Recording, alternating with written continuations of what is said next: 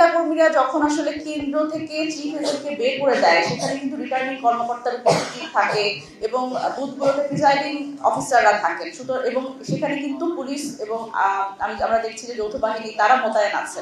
সুতরাং সেইখানে আসলে এই ধরনের অনিয়ম যখন হয়, তখন আসলে প্রশাসনের পক্ষ থেকে আমরা কিন্তু কোনো ভূমিকা দেখতে পাই না। এই জায়গাতে আমার মনে হয় যে প্রত্যেকটি যেখান থেকে আসলে অভিযোগ আসছে, আমরা কিন্তু সরাসরি লিখিতভাবে এবং মৌখিকভাবে দুইভাবেই কিন্তু আমরা প্রশাসনকে অবহিত করবার চেষ্টা করছি, কিন্তু সেখান থেকে কিন্তু আমরা কোনো ধরনের প্রতিকার বা কোনো ব্যবস্থা দেখতে পাচ্ছি না। ভোট কেন্দ্রে আরো গুরুতর বিষয় হচ্ছে ককটেল বিস্ফোরণ। ভোলার বোরহানউদ্দিন উপজেলায় আড়িনগর মাধ্যমিক বিদ্যালয়ে ভোট কেন্দ্রে ককটেল বিস্ফোরণের ফলে সেখানে কিন্তু ভোট এখন বন্ধ আছে। এবং মুন্সিগঞ্জ ৩ আসন গজারিয়া আসনের চরাঞ্চলে মোল্লাকান্দি একটি ভোট কেন্দ্রে 10 থেকে 15টি ককটেল বিস্ফোরণের ঘটনা ঘটেছে। পাশাপাশি গোপালগঞ্জ সদর উপজেলায় আমরা দেখেছি রেশমা ইন্টারন্যাশনাল স্কুলের ভোট কেন্দ্রে সকাল 9টার দিকে ভোট গ্রহণ চলাকালে এখানে ককটেল বিস্ফোরণ ঘটেছে এবং এতে দুইজন আনসার সদস্য এবং সঙ্গে আসা একটি শিশু তারা কিন্তু আহত হয়েছে। আরো একটি গুরুতর অসুবিধার কথা অভিযোগ আমাদের মধ্যে এসেছে, সেটা হচ্ছে ভোটার স্লিপ নিয়ে এক ধরনের ভোটার স্লিপ বিতরণে বাধা সৃষ্টি করা। আমরা দেখছি যে রংপুর 4 আসনে আমাদের কাউনিয়া বাংলা বাজার এলাকায় এনসিপির প্রার্থী আক্তার হোসেনের পক্ষ থেকে ভোটার স্লিপ বিতরণে বাধা দিচ্ছে বিএনপির নেতাকর্মীরা।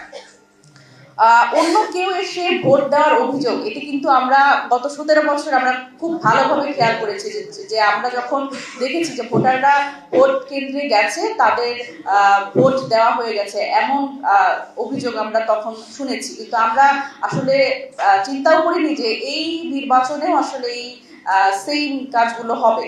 এবং দেখেন, আমরা গত 17 বছরে যে 3টা নির্বাচন দেখেছি, আমরা দেখেছি যে ভোটারদের আসলে কেন্দ্রে যেতে হয় না।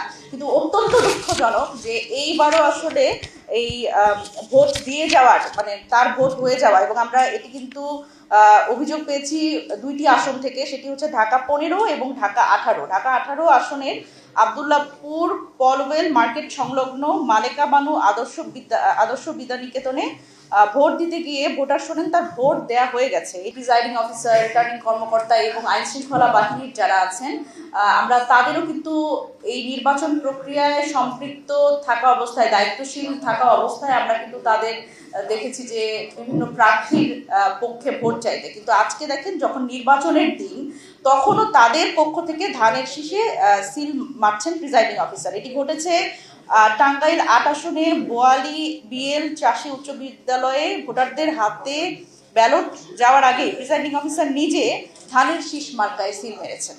বিশেষ করে বয়স্ক ভোটারদের সাথে এই ধরনের প্রতারণা ঘটেছে এবং এই প্রিজাইডিং অফিসার নিয়োগ নিয়ে আমরা কিন্তু আগেই প্রশাসনকে, সেই জেলা প্রশাসনকে, রিটার্নিং অফিসারকে কিন্তু আমরা অবহিত করেছিলাম, কিন্তু এই ব্যাপারে ইলেকশন কমিশনের পক্ষ থেকেও কোনো দায়িত্বশীল ভূমিকা আমরা দেখিনি।